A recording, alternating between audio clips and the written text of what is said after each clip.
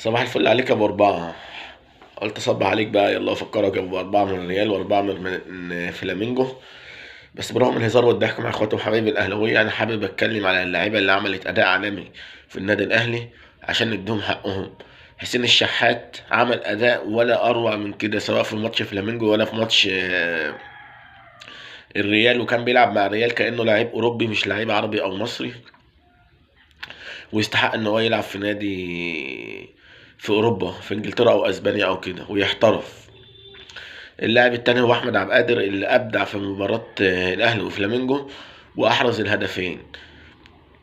والاهلي برضه في مواهب رغم النتيجتين النتائج الغير موفقة ليه. في مواهب بصراحة تستحق الثناء عليها، وفي لعيبة تستحق الاحتراف في اوروبا. بتمنى ان هم ما يستمروش في الاهلي ويحترفوا، لان ده هيفيد الكرة والرياضة المصرية.